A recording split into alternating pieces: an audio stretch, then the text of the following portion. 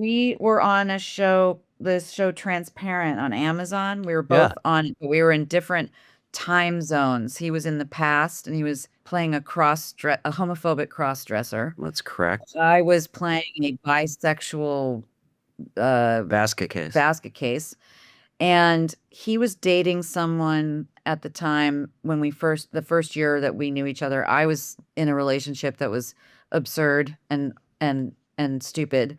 And I was crying often at work over stupid stuff that now absolutely baffles me.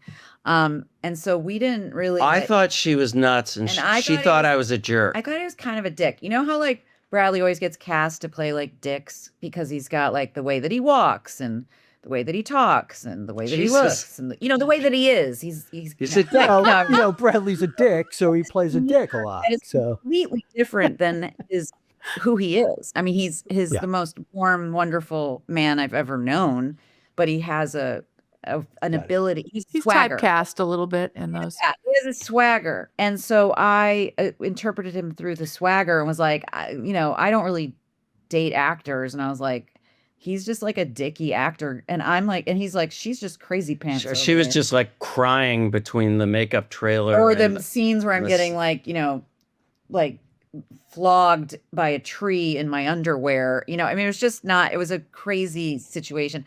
But we were at one of those. You were great in that show, Amy. Oh, she was thanks, incredible. Kate. We were at one of those Emmy panels, backstage things. You guys, I got to tell you, like, I remember, it still flashes when I bring it up. They do those like individual red carpet pictures when you're at like one of your panel things, because it's not like a big red carpet. It's like, okay, now we're going to take that. And I was up and he was watching me, and I had this weird like feeling. Like I looked over there and I was like, oh, he's cute. Like as if I'd never seen him before or something.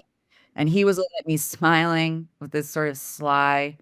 And I would be lying if I didn't say I intentionally sat down on the couch next to him backstage, and then we had this very long conversation. And this little movie, we won't talk about work, but I just did this tiny little indie, and basically the end, the sort of romantic resolve, and he's in it with me, and we're in this scene where we have this conversation in the movie that is very much taken from this moment in our life where we just kind of, after thinking, what we thought of each other, we were like talking about how crazy we felt we'd been acting since we got divorced, how insane our personal lives were, how much we missed our kids when we had to share custody, that it was like the most painful experience of our lives, to give the kids over. It was just all this like.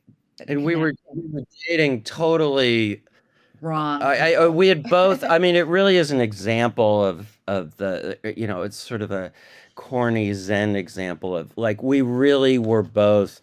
I was like, I basically said, I have terrible taste in women. Like, do you want to go out with me? And, like, because I just didn't trust myself anymore. Yeah. I think it's really interesting. And I always talk about how people who've gone through divorce, no matter how justified that divorce might feel, there is always this ember of shame. There is something wrong with you. You failed. Like you can't do this very fundamental thing. But if you carry, it always makes me laugh because, well, if that's true, then the only way to feel successful in a relationship is to die while you're in it. Do you know like the bad news is you're dying, but as you go out, you can go, I made it work. I made it.